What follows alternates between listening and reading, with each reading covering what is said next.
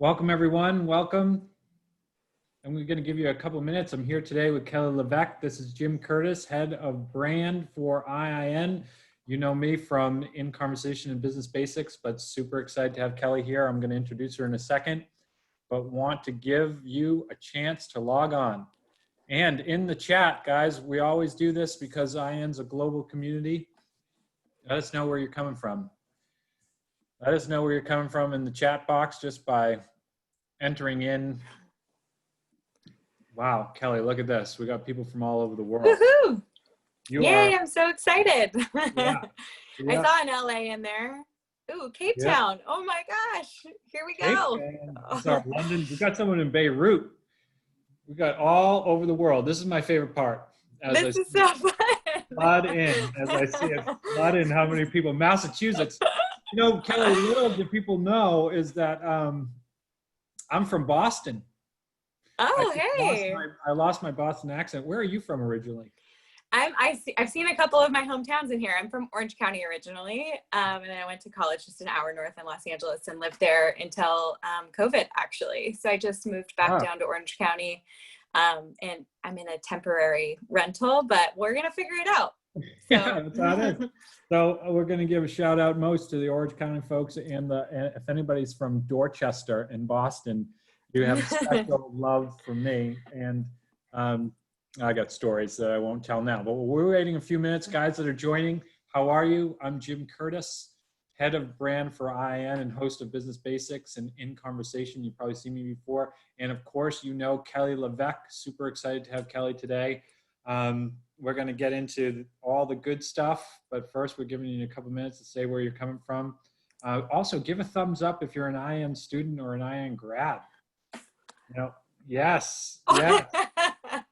Thumbs up to the grads. Hey, we got a lot of thumbs up. I would even read someone's names, Kelly, but they're moving so quickly. I know what's happening. I feel like this way, you may be one of our most popular In Conversation guests. I feel like I'm blushing. Look at the love. Look at the love here. I love this. This is so cool. All right, we have students from all over the world, and we have graduates from all over the world, and then we have other people just joining. So guys, this has been a tremendous time. We're going to give you a few more minutes to join because the numbers keep going up here. I'm so happy that so many people are excited to be here today. I'm even going to exit my full screen a little bit. Okay, guys, let's get started. You know me, I'm Jim Curtis, the host of Business Basics and In Conversation, head of brand for IIN. But more importantly, we have Kelly LeVeque here today. Kelly's not only an IIN grad. What year, Kelly? 2012.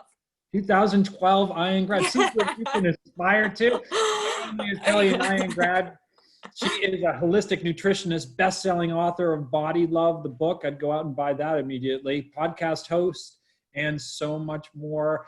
She was just rated, I think, top 2020 nutrition people to follow on Instagram, and I immediately started following. So Kelly, welcome. Thanks for joining us. Thanks. It's such a pleasure to be here. We were just talking about you have you've moved back to Orange County, and is that where you're living now? Is that what you said? Yeah, so I'm here temporarily just because, up until the last 6 months, I was seeing clients in person, and then I moved to virtual, and I'm due with my second baby right around Thanksgiving. So we're just kind of planning for maternity leave, and both sets of grandparents are down here, and so just trying to figure out, how I'll commute, but most people are really comfortable with virtual. So it's allowed for me to have a little bit more space. LA's expensive. So yeah. Well, you know what? Oh boy. Everybody's saying, so Emily and Elizabeth are both saying that they drink their smoothies every day. They love Body Love. Oh, I'm so glad. Yeah. I do too. Yeah. I'm going to start drinking smoothies. Who doesn't want a smoothie? So specifically, Kelly, this clearly is one of a very people love you. I think it's because of how authentic you are, and because of, guys, tell us why you love Kelly in the chat as soon as if you read this. But I think it's because of your authenticity. And also it's because you're teaching people how to love your body. So, how did you get started with that? It's funny. I've always loved health and nutrition. I took health, and I've told this story if people have listened to podcasts out there that I've been on, but my freshman year or sophomore year of high school, I took health and fell in love with that class. Like, I just thought everything stuck and it just made sense to me, and I was super interested in it. But I was also a kid who grew up on Costco bagel bites and taquitos, and just kind of had like a SoCal chicken, rice, broccoli was like, very balanced, healthy dinner in our family. And I just had like a normal upbringing. I never really thought that following this passion for nutrition could be a full-time career. So I actually went to school and graduated and spent 8 years in cancer and genetics, which, I'm so thankful looking back at IIN, to have such a program that's so accessible for people. And for me at the time, thinking about leaving this big career and starting a new career was really daunting. And it, thinking about spending a lot of time going back to years and years of school, having to pay for that, taking on all that student debt, like there were so many reasons. I just wanted to see if I liked it. And so looking back, I opted to go back to school with IIN and just, in a way, get the basics of the foundation to decide, okay, like now I need to just start seeing clients and see if this makes sense. And when I look back, I was reading all the health books. I was getting, even in high school, subscriptions to Self and Women's Health, and circling like the scientific points that were made on a few pages. And it just, I love it. I'm so passionate about it. I would have done it for free, and I'm really blessed that it's, turned into what it has. But I always like to remind people, like, I did graduate IIN in 2012. So please don't compare like your right now to my right now if you weren't in my class. I think that's really important. Yeah, that's a great story. You talked about how the science and comes together with it, and actually this woman Linda. First of all, I want you to, the next day that you have a bad day, maybe you wake up a little, groggy, or it's not sunny, or it's just like, ugh, tough to get out of bed. Please go read these comments because they are so wonderful. And in particular, okay, Linda is saying that she loves the way that you make it relatable and combine science with it. So, that is super important. And so what you had the interest, you wanted to change your career a little bit, and then you went to school at IIN, and no one's comparing to where they are and where you can be, because we all have our different paths. But now, after you've graduated, kind of what do you think the role of IIN is? How did it play a role now in kind of figuring out what niche you do and how you would communicate? Yeah, well, spending 8 years in cancer and genetics and being able to read PubMed research is really important. But I think when you look at the basics and the understanding of what creates wellness, and for me, seeing and looking for consistency and positivity, I feel like IIN created this really positive momentum for me moving forward with my business. But it also showed me a lot of different types of diets and how to start my business, and held me accountable. So even just looking back at the coaching calls, I remember getting on my coaching call and, they'd ask, have you set up your website? And like, have you done a few health histories and seen a few clients? And that's always the really scary stuff, because everyone feels like they have imposter syndrome. Like, I didn't, I'm not an MD. I didn't go to school to be an RD undergrad. And the more I learned spending 8 years in cancer genetics, I realized that new information is coming out constantly, and keeping up with the newest science is really important. And I think IIN does a really good job of that, bringing in new lecturers and not having to be at the pace of a publisher. Some of the books that I remember going back to school after IIN, I was a little disappointed in some of the science that was shared because it was from the 80s or, the early 90s. And the thing is you are responsible for your own education. Going to IIN means you have to take responsibility for it. You have to join the class. You have to get on these coaching calls, and it's going to be scary. But what IIN did was it held me accountable to a timeline. It said like, hey, put your website up there. Ask a few friends if you can do a health history. And that's what I did. I mean, I saw my first half a dozen clients for free and was just trying to get my feet wet and practice and learn. And the more, people always ask me, how did the Fab Four come up for you? And it was in the work. Like, it was seeing the clients and seeing like, I need to create something really positive for people so that no matter what diet or lifestyle that they love, they can balance their blood sugar and focus on the positive instead of, I think a lot of people nowadays, it's, everything, there's a reason why we shouldn't eat a bunch of things. And the minute we do, we feel guilty. And so we binge and then we yo-yo diet. And I really, health is in the consistent stuff we do, whether that's like eating clean, moving our body, sleeping. And IIN does a really good job of bringing it back to the basics. And I think the basics are really freeing for people. And so I really loved that approach. And I loved all the different facets of IIN, from like I said, holding me accountable in the business side of things, but to also just really bring it down to the basics. Because a lot of people don't love science and they don't love health as much as we all do. And they just want help eating a little bit healthier and starting healthy habits. And it doesn't have to be super complicated. And so I think if we can get good at a couple of things, and that would be my message to the coaches out there is, if you just graduated or you're in the program, think about the things that really positively affect your life, and then start working with clients and see where you see commonalities with the clients you're working with, and just try to give them tools to feel really positive about eating clean, taking care of themselves and their family, and knowing that like, it's not that you're restarting, but we all need to be remotivated and continue to be motivated. So that's what you guys are all doing, I think. That's great. So we talk about this a lot on Business Basics when we're talking about businesses. A lot of people write in, they're like, well, who should I, who's my client? And what should I do with the niche?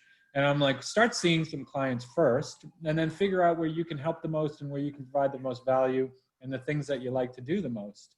But then you hit on something else, but that takes confidence. So IIN gives you all the steps and tools. It holds you to a timeline. You speak with your community. You get on coaching calls.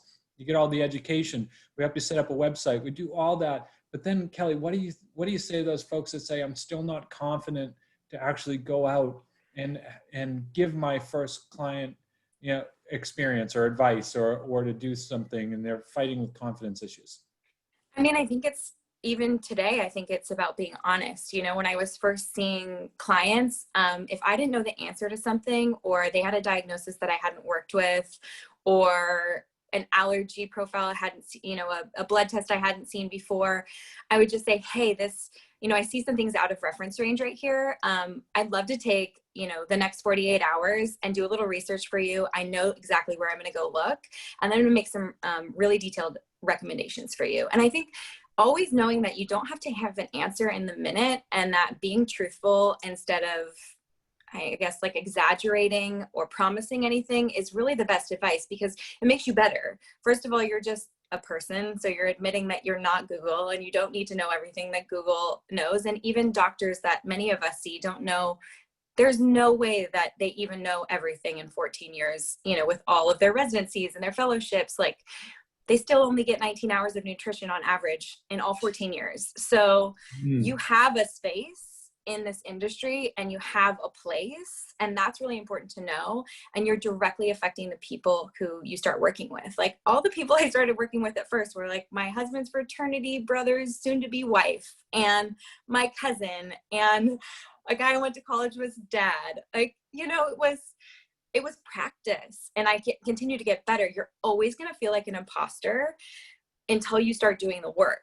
And it's the practice of going back and getting into the science and coming back with real tools for that person, and asking questions and having mentors. One of the suggestions I make to a lot of people that ask me what really helped me in my career was, I personally had a functional MD. I had a doctor that I worked with that took my blood and really taught me a lot about functional medicine. And sometimes if I needed to, I would call him and say, hey, this is way over my head. Do you have any advice? And I think asking questions and going back to the research and not pretending like we know everything is the best thing you can do, because you actually do the work to figure out what recommendations you make for your next client. So I think you're never going to know everything. And the fears are that they don't have all their ducks, we don't have all our ducks in a row. We don't know everything. And, but the imposter syndrome really goes away when we start doing the work. And you just have to know that even, I started doing my IIN health histories in 2011 and, graduated in 2012. But I look back at that, and even today, if I get someone who has multiple autoimmune diseases and some really funky blood, reference ranges on blood tests, or they come with a really intense health history, that can still be intimidating for me. And it can still be something where I say, okay, I can get through a whole 90 minutes with a client and make some recommendations. But there have been times in the past where I say, this case, I really feel like I should refer you out to this person or that person. And that's okay. It's 90 minutes of me learning about that person, and I don't need to charge them for our session if I don't feel like I'm adding value. And I think that's really important. There's so much power in our ability to offer help, and then to value whether we believe our help was helpful, and then make edits when we need to. So just, I would say, like,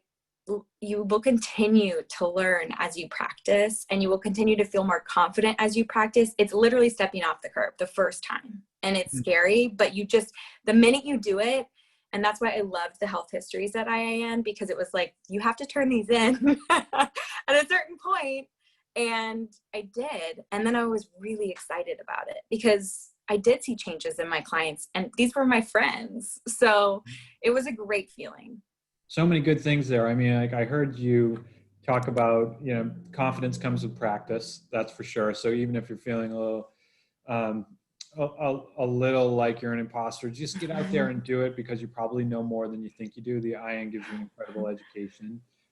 Do the health histories. You have your whole community on the Health and Calls, people that you meet that can help you along the way. So like, network and get to know people. But also, it seemed like you did it really right by going after friends and family and really practicing with the people that you know. And there definitely is a place for health coaches now more than ever. I mean, insurance is even going to cover health coaching soon, once we get beyond this CPT-1 code that the AMA and insurance companies have implemented to get data. So it's the perfect time. What I think that I would add to that is, health coaches are a guide. You don't need to know everything, right? You don't need to know everything about the blood test. They should be working with a doctor. And there's a place for you, because oftentimes people need a guide. And oftentimes one of your key roles is to listen, to understand, and to guide people through difficult situations. And if blood testing and those type of things aren't really in your interest or value proposition, you can find another niche. Kelly, we talk a lot about niches like yoga or hormone health or gut health. And we believe in bio-individuality. You've studied that and work with that. So one thing may be great for someone, but maybe not for another. And, but there are always key principles that we use, like crowding out bad foods, more water. And this kind of fits right into what you've done with Fab4 formula. What are the 4 key things there? Yeah, so I'm a sucker for the science, and so I just wanted to know, what did I need? What did my body need? I forget about what it doesn't need, because enough people are telling me that. What do I need? And so science tells us that you have essential amino acids from protein, you have essential fatty acids from fat. So the pillars of the Fab4 include protein, and they include fat, and then they include fiber, and leafy greens or vegetables deep in color. So this is just a great way to feed the gut microbiome and get those phytochemicals and nutrients from our plant foods. And although they're not considered essential in science, all of the Human Microbiome Project research that's coming out is showing us that the diversity of plant foods that we eat, the diversity, the differences in colors that we incorporate really have a major effect on our gut health. And you just mentioned bio-individuality, and that's something that I address a lot with the Fab4, because I have clients who, may have SIBO, or they may have IBS or gut dysbiosis, and fiber just maybe doesn't agree with them. And maybe they don't have a diagnosis, but they're like, I feel really bloated and I'm trying to incorporate all this fiber. It's funny, but I'm like, well, then we should go way slower than we're going. And it's not a rule. It's just, I'm just looking to support you to look at your plate and say, I added broccoli, yay for me, high five myself, and feel positive about it, instead of saying like, I had a bite of the brownie, I'm a horrible person. It's like crowding out. We really focus on, hey, I'm really excited that I've gotten in these essential nutrients and these things that fuel me and are known to be really good for me. It's a simple way of eating that my grandmother, how my grandma ate, and what the science tells us is really important for health. And when you look at, when you talk about niches, I really fell in love with blood sugar balance, because I was someone who would read diet books in high school and in college and eat up the science. And then I really couldn't complete anything or stick to anything. And it never felt like it was really my own. And so what I love about the Fab Four is that it allows people, whether they're vegan or vegetarian, paleo or keto, carnivore, you can try anything. You can be allergic to things. You can remove things. You can really be in your own bio-individuality and decide what protein feels right for you, what fat feels right for you, what fiber, what veggies. Like, that's, to me, the flexibility of a light structure program, and really focusing on the positive, allows people to not feel, to create momentum and not feel bad about themselves and their food choices. And I think that is one of the major downfalls of the diet industry in general, and not looking at overall health and wellness, is really the fear mongering and the shame we all feel when we've read something that this food is not great for us, but we grew up on it, or it's at a party and we have a bite, and then that shame happens and it spirals, instead of being something that's no big deal and we can just move on to our next meal and say, this is an opportunity for me to create health and longevity and fuel my body. That's amazing. You have a new opportunity to create health at every bite. But what you were just saying, I'm an emotional eater. Stress me out, and I have 4 cookies in my mouth before I can blink. I don't even realize it. I can't. I went through one point where I didn't keep any food in the house at all. My son was just starving. But when you start to talk about shame, and like, I'm shameful because I know I'm not supposed to take that bite, and I did, and when it gets into that, how it becomes a mental health thing. Like, it's beyond emotional eating. I'm now body shaming myself or shaming myself, and how do you kind of coach on that? Well, I think it's really important for everyone to realize that if you grew up in America specifically, I remember getting a good grade and getting a cookie. I remember scoring a soccer goal and getting ice cream. I remember celebrating a lot with food, and with highly palatable, highly processed 80s, 90s, early 2000 foods, So we have to remember that there is a biochemical thing happening in the brain where dopamine is being released, and it does feel good to self-soothe with food. So just, I think recognizing that is a normal reaction to these highly palatable foods, and that, there can be opioid-like and drug-like in the brain. And so just having empathy for your client and for yourself, and saying, this is actually a way bigger situation. I always put it back on my client that if I were to put out a huge fillet of salmon the size of my forearm, and a bunch of broccoli, purple potatoes and asparagus and whatever, and a beautiful balsamic vinaigrette, you could fill your plate with whatever you'd like. At a certain point, you would stop, and you would feel full, and you would feel satiated or satisfied, because all of the hormonal reactions in your brain would happen and in your body to regulate hunger. And if you were to sit down to a pizza, I personally would finish the pizza when the pizza is gone, so I have to have tools and mechanisms in place to where I'm filling half my plate with a salad and having a couple of pieces. I'm buying the personal size that agrees with me, instead of tempting myself in an unfair way. I think people expect that they can just white knuckle it through every emotional issue, but especially in 2020, we have so many things going on beyond,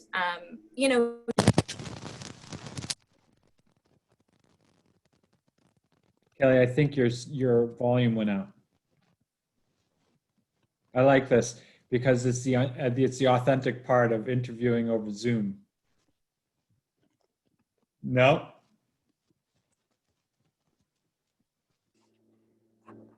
Can you hear me now? Yes, you're back. We're back in action. Okay, what I Okay. heard you saying is, but I want to ask one thing because it's true.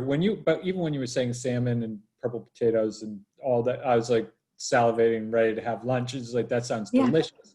But yeah, I would eat it until I felt full and then I would stop eating it. Whereas if you put like pretzels with peanut butter in them, those peanut butter filled pretzels, or like ice cream in front of me, I will eat until like literally I'm dying on the floor because I can't stop. And is that because of the sugar is so addictive, or is that what is that? It's so many things.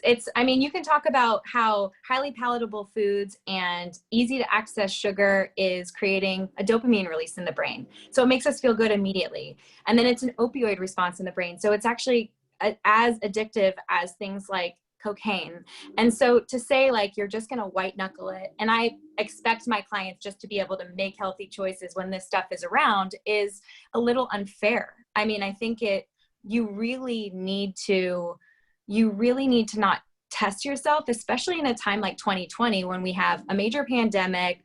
Black Lives Matters. We have, emotional, physical. We're Zoom schooling with our kids. We're taking all our clients virtual. We're trying to connect and not feel scared. And it's like, oh yeah, put a plate of cookies in front of me and expect me not to, eat the whole thing. And I always tell my clients, if I have a big pizza, I'm going to eat the whole pizza. If I have all the salmon and veggies, at a certain point, I'm going to stop. And it's if a nutritionist or a dietitian or a health coach isn't admitting that to you, or it's a small percentage of the population that feels no emotional connection to food, then I'm like, that's amazing. I'm jealous of you. You're awesome.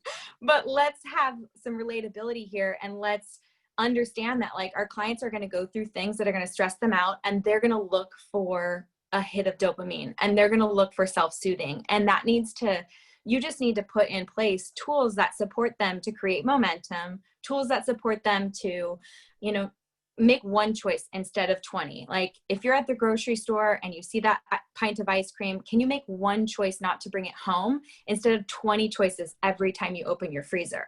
It's like, let's just make it a little bit easier on everybody and have that moment where you're like, okay, you want that ice cream? Great. Let's circle the day on the calendar that you and your family are going to this really awesome gelato place in town, and it's a celebration and you're together and it's a moment. Like, and then if the pint does come home, like, you're not a bad person, so it's going to be okay. Totally. Yeah. I would shame myself about that, but that's a great point. Make the decision at the grocery store not to buy the pint of ice cream, and then you don't have to make the decision that's easier than relying on your willpower. I have my best friend. He is in excellent shape, and every Sunday on Instagram he has 1,000 pictures of donuts and ice cream, because that's like his one day. And when he goes and does his one day, he does it. Like he goes to big things, and he feels great. So perhaps there's a bio-individual place for that. But how do you learn? Did you learn it in school at IAN, how to like start to get to the root cause of these things, and how to kind of start to understand how to coach someone like this? Well, I think we all need to take a really honest look at ourselves, because we're the perfect case study. So to see your own trials and tribulations, whether you're journaling those and kind of starting to understand how food affects you emotionally, or some of the ways that you've been raised, and how, how that intersects with trying to be healthy and start a plan and stick to a plan, and consistency and momentum, and what things like really start to look at yourself, because we're the best. Being honest with yourself and really evaluating your life is the first step. And then using the tools from IIN to say, I think bringing in the like emotional and mental side of things, it's not always about the food. And that's actually something that I'm pitching as my third book right now, is that it's not about the food. And I can't tell you how many clients I sit down with that have all the intentions of starting a healthy lifestyle. And I move from nutrition and coaching about food into, let's talk about this hour and 20-minute commute you have from the South Bay to Pasadena every day with your 4 children and trying to meal prep and trying to get your own workout in and sleep well, when you really don't love this job and you only took it because it's your sister's cousin and you feel bad like quitting, but you're totally qualified for all these other open opportunities that may create that work life, family life balance that you're looking for, you know? So there have been times when I'm sitting down with a client and it has nothing to do with food. It's like, you have all the intentions to do all of these amazing things, but your life isn't set up in a way to do that. Can we talk about like how we can make some space for these priorities: health, wellness, movement, sleep, family time? You know, it's for so many of us, the triggers to eat poorly, the inability to eat well, has a lot to do with some of the decisions and the stories we tell ourselves. Like, I'm never going to be someone who works out weekly or who gets consistent with food. I'm always going to look like this, or I have to have this job, and you just start to unravel that and talk to them like a friend and put yourself in their shoes. That's the best thing I can tell clients to do. Health history's really taught me a lot. I sit down with clients and to this day, what are your goals? Why are you here to see me? Can we rank those in those top 3, you know, in the top 3 things that you'd like to change? And then tell me a day in the life of you. Put me in your body from the moment you wake up to the moment you go to bed, and ask for all the details. When do you drink your coffee, your water? How do you feel? How's your energy? What do you grab for breakfast? What are some of the examples of places that you eat out at? I can't tell you like how many times my recommendations are to just switch from one menu option to another at their favorite place. Or if that favorite coffee place has something that they keep caving and ordering, big sugar-filled blueberry muffin, can we change the coffee shop? Like, it doesn't have to be rocket science. It really can be changing habits and not testing ourselves. You know, I agree with that. And those health intake forms of getting people to kind of like identify what they want and their goals. And everybody gets these. You get to keep them for life. But it's super important because it often goes back to exactly what you're saying. It's not, you know, we start to train you on the primary foods, which are like spirituality, a career with purpose, relationships, connection to love in the world. And those things often really dictate what kind of food you put on your plate. And we teach you all about that. But have you met someone who's like, oh my God, I have such a connection with higher power in this world. I know that I'm not alone and that there is more than just me. And I love my family and my relationships. And we have no arguments and everything's great. And I work out and I'm in shape. And, you know, I really can connect to love on a daily basis and my career is going somewhere. And then they still reach for the blueberry muffin. It's like, you're far less likely if everything else is lined up. Like, why am I going to destroy that one aspect of my life when I have all the other things hitting? I know with me, I'm going for the blueberry muffin where I'm like, ugh, you know, like it's directly related to my mood. So that's really interesting. I love that part of it. Yeah, I mean, I think even, you know, I'm pregnant and I've had 2 totally different pregnancies. This time around, the beginning first trimester was riddled with nausea, food aversions, major cravings, and really tested me, but made me a really empathetic coach to a lot of clients that I work with who are pregnant. You know, I think everything is a learning opportunity, and we also have to have a little grace with ourselves and just use practical tools to get out of our own way. If a blueberry muffin is like something you have to have, it's like, well, how can we elevate it? How can we pick a cleaner option? How can we make a batch and put a couple in our freezer and a couple in our fridge and share them with our neighbors and make them cleaner so they are something that is healthful for people, supports blood sugar balance, you know, whatever niche or whatever thing speaks to you the most. Is things don't need to be off limits, but it's respecting ourselves and taking a beat. It's like any relationship. Your relationship with food is like your relationship with your husband, your mom, your kids. It's like if we react very like abruptly and just too quickly, we don't take a beat to say like, okay, well, do I need this right now? Should I react that way? It's all about respect. And And so I think it takes practice. It's not going to happen all the time, especially when we have all of our balls, we're juggling all our balls in the air at the same time. But the more we can practice just taking a beat and saying like, that looks delicious. Of course it does. It's highly palatable. It's going to do all this amazing chemical stuff in my brain. But do I need it? Can I pick a cleaner option? Is there a better place to get it? Or what's really going on here? And that is like, you know, I'm closer to 40 than I am to 30. Like that is a practice that takes time. And I've obviously loved health and nutrition since I was 15 years old, 14 and 15 years old. So it's been, you know, I joke that I'm like the grandma who's like, honey, just eat something, you know, don't forget your veggies, you know, like it's a little bit silly, but it doesn't need to be, we don't need to biohack our way to health. That's interesting. Well, there are probably a lot of people watching this that are like, yes, I'm going to try that. And kind of what I got from what you just said is like, if I just take a breath and ask a question before I just mindlessly do something and find cookies in my mouth or whatever it is, I probably have better success. But also, you know, leave the shame at the door, because we're all human and we're under a lot of pressure, and it's going to be a long road ahead of us. So do your best. But you know, Kelly, there's probably a lot of people on here, not only for your advice, but like thinking I kind of want to be a health coach myself, and you know, why should I do it? Do you have any kind of, you know, you went through IIN, you became a health coach, you become very successful, and other people are thinking maybe I should do that too. And what do you think? I definitely think you should step off the curb and try. I thought about and researched schools and programs to go back and even, you know, test my feet in the water of what it felt like to see clients. And I ultimately made the decision to go with IIN. And I look back at that being my tipping point, because when you invest in yourself and you invest your time, then what you're saying is, I believe in myself. I'm giving myself a shot to see if this works. And then every little decision after that it's almost like it's homework. Like you have homework to go set up your website. You have homework to do your health histories. And then all of a sudden you've done your health histories with your friends and family, right? Or whoever it is that you're working with. And then all of a sudden they're telling their friends, or they're showing up at a dinner party and someone's like, you look great. You seem so healthy. You seem so happy. What's going on?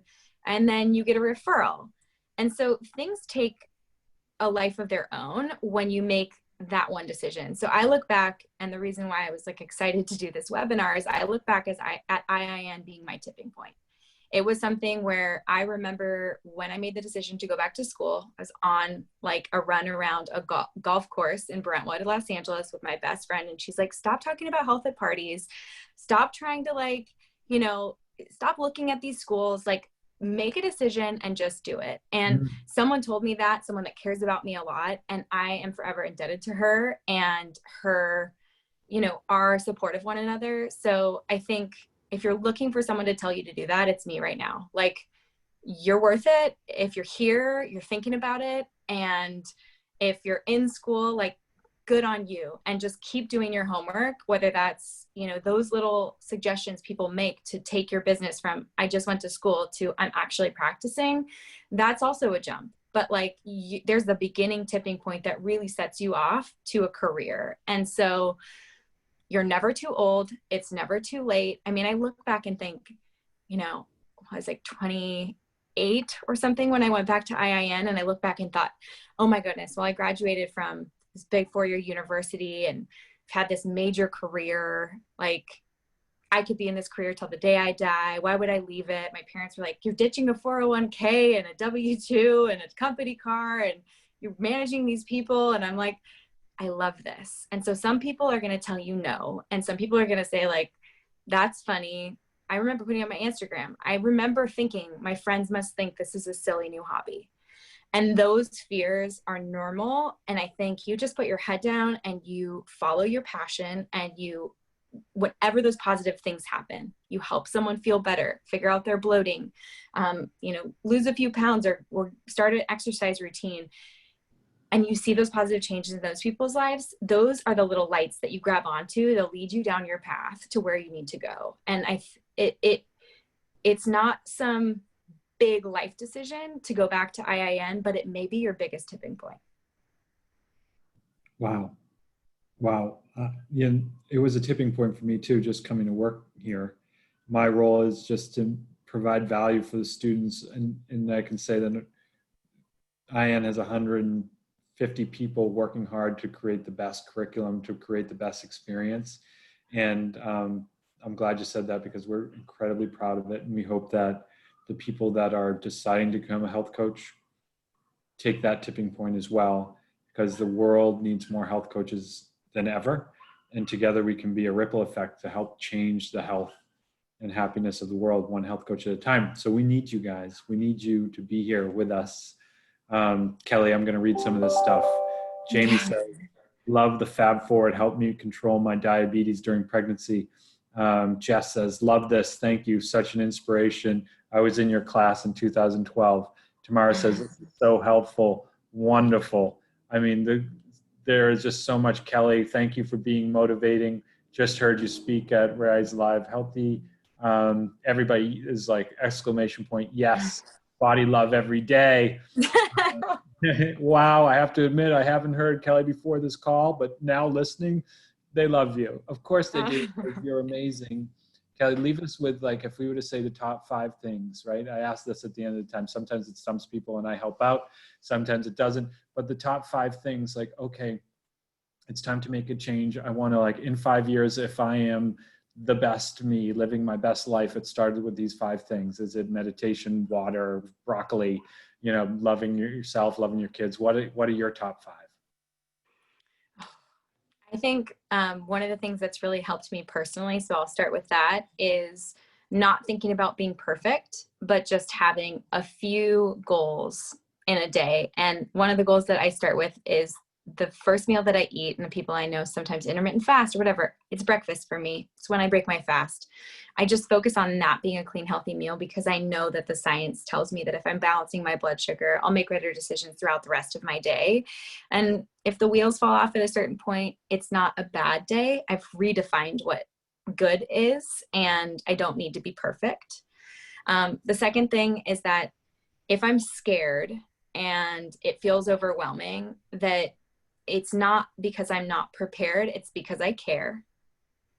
And I think that's a really important thing to remember, is that we're all going to have fears and anxieties and times when we're feeling a lot of emotion. And that means that you care, your heart's in the right place, and just, you know, to the best of your ability, step off the curb and keep going, keep moving in the direction of your dreams.